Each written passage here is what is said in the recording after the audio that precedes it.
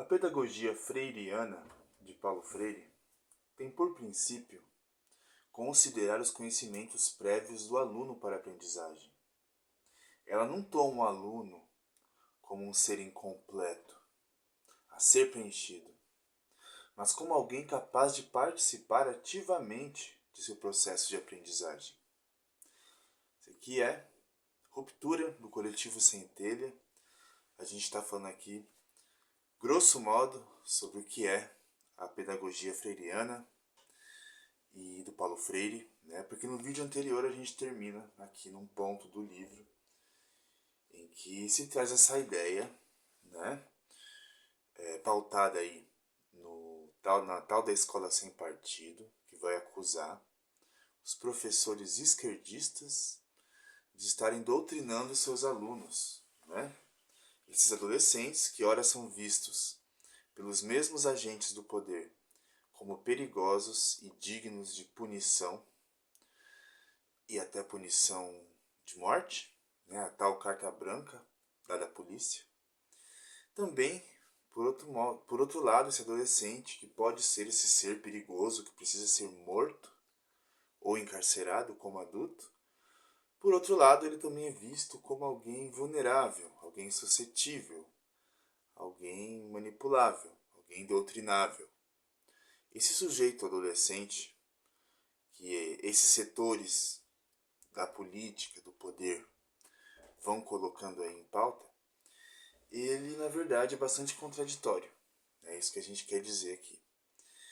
E não tem muito sentido essa dualidade, né?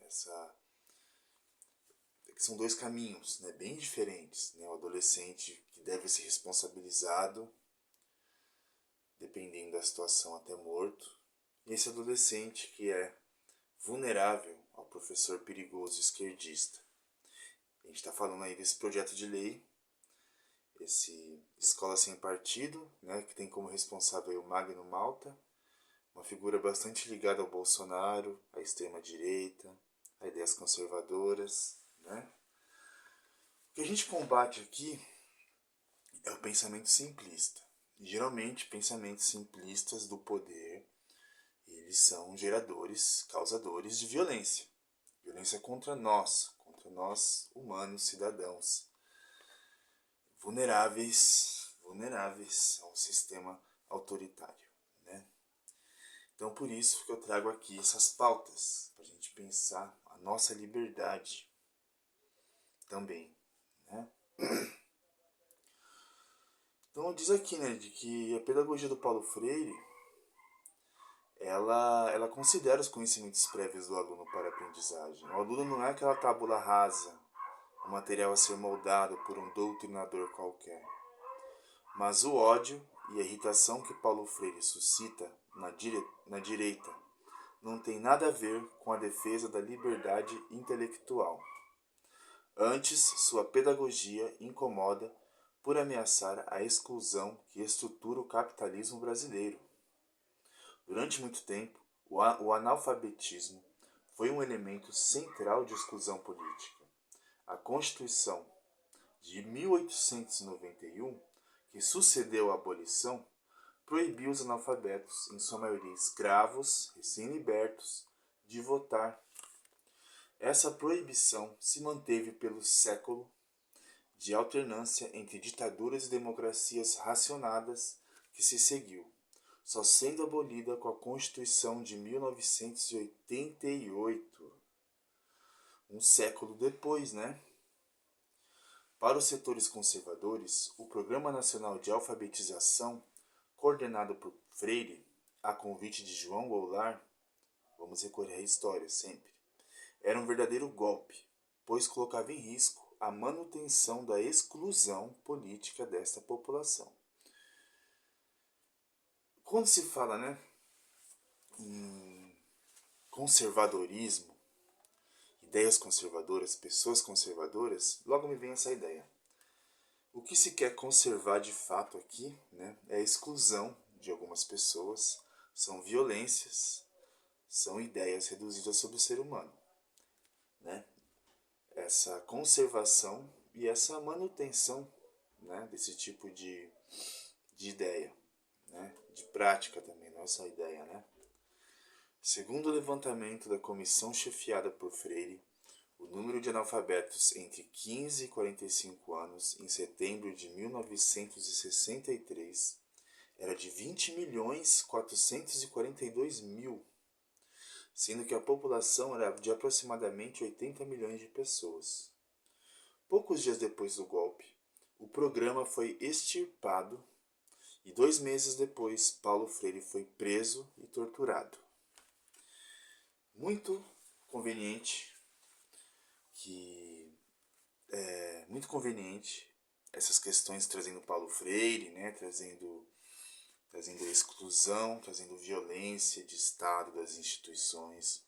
Muito conveniente para o momento em que se tem a notícia aí de que uma das linhas verdes, que está até em construção, eu acho, no metrô aqui de São Paulo, ela ia levar o nome do Paulo Freire, mas Tarcísio de Freitas, né, o governador aí, infelizmente, ele vai colocar o nome de um bandeirante, Fernão Dias. Segundo ele, a escolha, a troca, né, Estação Paulo Freire para a Estação Fernão Dias, tem a ver com uma pesquisa de opinião pública, né?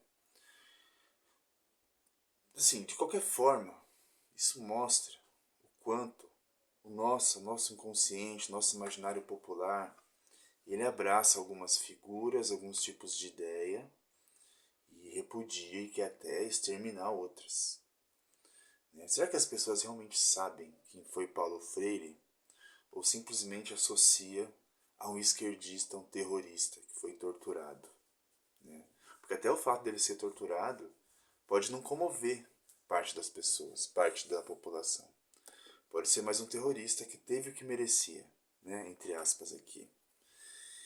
Então é assim, é esse teve que merecia, né? É esse teve que merecia, veja bem. A gente está falando aqui de muitas coisas, né? É muito denso esse livro, não dá para ficar num assunto só, por isso que vai ficar um pouco bagunçado assim. Mas aqui a ideia é essa, ir associando uma coisa a outra, né? Porque quem foi Fernão Dias? Eu pesquisei aqui muito brevemente e eu descobri, entre aspas, que o Fernão Dias, um bandeirante, ele era conhecido como caçador de esmeraldas, né? Era um cara ali que está muito ligado à exploração dos indígenas, né? A gente pode pensar aí o quanto ele não destruiu, quanto ele não estuprou, talvez, né? Ah, mas não tem provas. Cara, sempre me vem na cabeça esse tipo de situação, um bandeirante ali no mato com poder, exterminando índios. Nossa cultura misógina como é, não me foge a ideia de que também houve estupros, né? Por mais que não tenham sido relatados, né? E é compreensível que não tenha sido. Então, é um cara que vai ganhar o nome de uma estação, né? O Caçador de Esmeraldas. Geralmente, essa galera aí muito obcecada, né? Encantada, fascinada por joias, por esmeraldas, por joias, né? Vamos pensar aí as joias que têm sido falado aí ultimamente na mídia, né? Crime, né? De ex-presidente, ex-primeira-dama. Então é sempre um pessoal sanguinário, né? Sempre o poder, desejo de poder, né? E assim, tá muito atual na questão de Paulo Freire, né? Quem que é Paulo Freire no imaginário popular, né? Patrono aí da educação brasileira.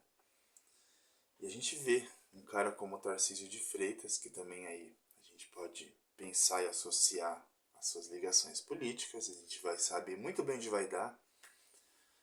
E é isso, né? A gente tem aí esse repúdio a Paulo Freire e o desejo de manter injustiças sociais, porque vocês veem aqui que a perseguição a Paulo Freire na época da ditadura militar estava muito ligada ao fato dele alfabetizar, dele ter tido um programa de educação de reconhecimento mundial, né? O quanto Paulo Freire não é reconhecido no mundo. E aqui no Brasil a gente ainda tem muito forte essa perseguição a ele, né? Isso diz muito do país que nós somos, do país que ainda somos e do país que a gente ainda precisa ser, sabe? Porque é deplorável, né? É deplorável que isso ainda aconteça. Pensando quem foi Paulo Freire e quem foi Fernão Dias, né? quanto, né, o poder da ditadura militar, que tem as mãos, não vou falar nem sujas de sangue, meladas, ferradas, fodidas de sangue, ainda estão presentes aí no nosso vocabulário. Né? A gente tem nomes de rodovias, né? Rodovia Castelo Branco. Castelo Branco era um militar fascista, um militar, enfim, que derramou muito sangue, foi responsável por muita violência e muita desgraça. Raposo Tavares, e aí vai. E a gente não se questiona, né? A gente não se questiona por que é o nome de fulano de tal, né? Isso diz muito da nossa cultura, o que a gente permite, o que a gente acha normal e banal, né? Então é pra gente pensar sempre, sempre, porque a gente tá aí, violentam a gente, e quando a gente não reclama, é capaz de dizer que a gente gostou da violência. Eu vi essa frase de uma mulher, não lembro quem é, mas é mais ou menos nesse sentido. Né? Por isso que a gente tem que reagir, a gente tem que agir, a gente tem que dizer, a gente tem que não aceitar. Ah, mas não vai mudar nada, não vai mudar o mundo. Tá bom, então vai ser assim então, né? Já que eu tô. Já que os fortes, a maioria, como posso dizer, tá vencendo, né? São esse povo aí mais que compartilha a violência. Então eu vou ficar do lado deles, é isso? Você não tem responsabilidade, você não tem liberdade nessas horas. Né? A gente está falando aqui de ética, de uma coisa que parte de você. Tá? Não tem ilusão de que vai mudar o mundo aqui não. A gente pode mudar as nossas relações, nossas vidas, né? Então esse papinho aqui não cola não. Esse tipo de fatalismo aqui não cola não. Vai ser sempre assim, nunca vai mudar. Tá, mas e o seu mundo? E o seu círculo social? Né?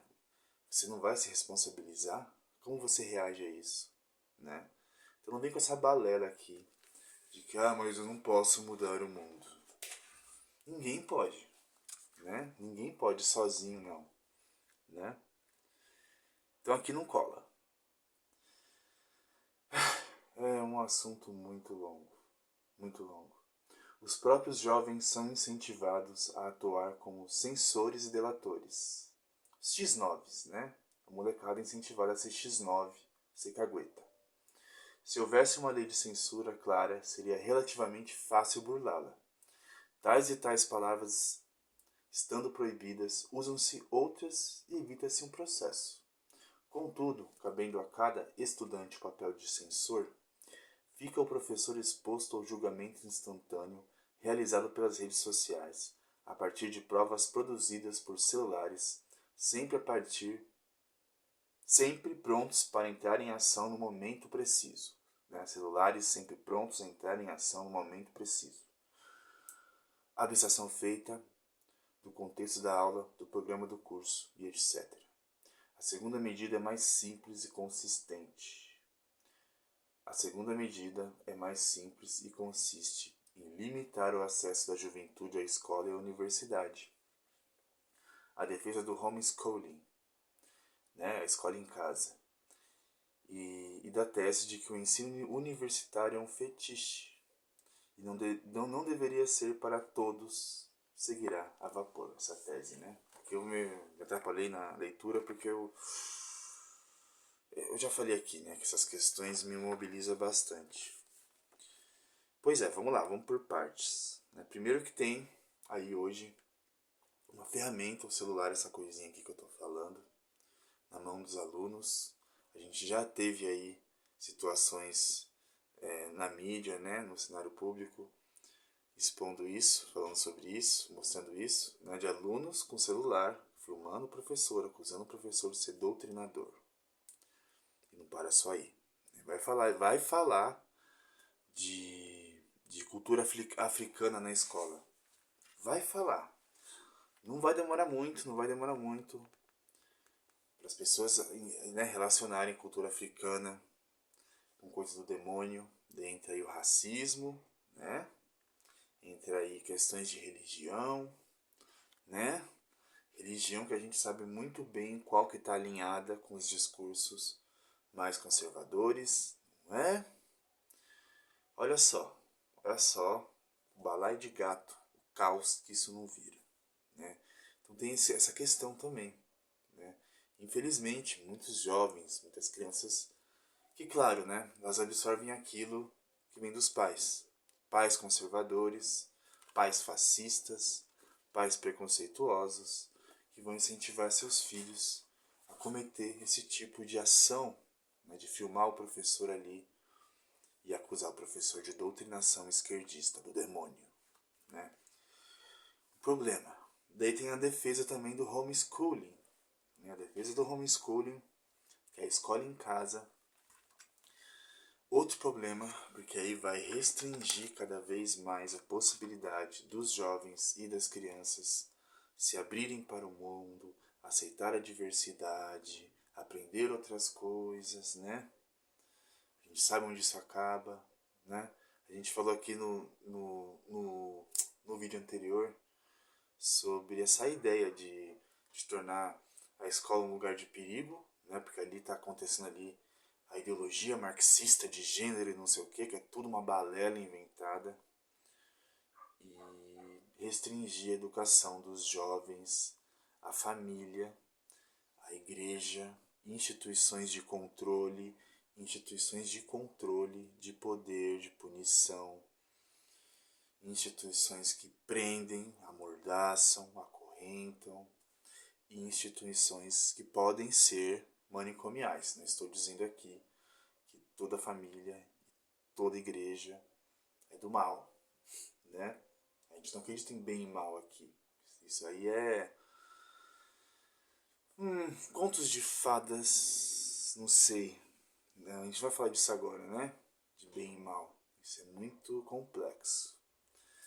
Mas essa coisa cindida, né? Bem e mal, caminho certo, caminho errado. Não é assim. Tentam fazer que seja assim, mas não é assim. E a gente defende isso aqui, complexidade humana, complexidade da cultura. E a gente tem que pensar no que significa isso para nós. No que significa isso para o meu sofrimento, para o meu mal-estar, né? Onde eu me localizo no meio disso tudo? Quem sou eu? Essas ideias que eu acredito são mesmo minhas ideias? Será que não dá para questionar? Será que não tem uma coisinha ali que não se encaixa e eu sofro com isso? Eu não concordo. Eu quero dizer não, não é assim, né? Olha só. Aqui é uma tentativa de liberdade, né? Claro que a liberdade em si, ela não, vamos dizer, né, no senso comum, grosso modo, não existe.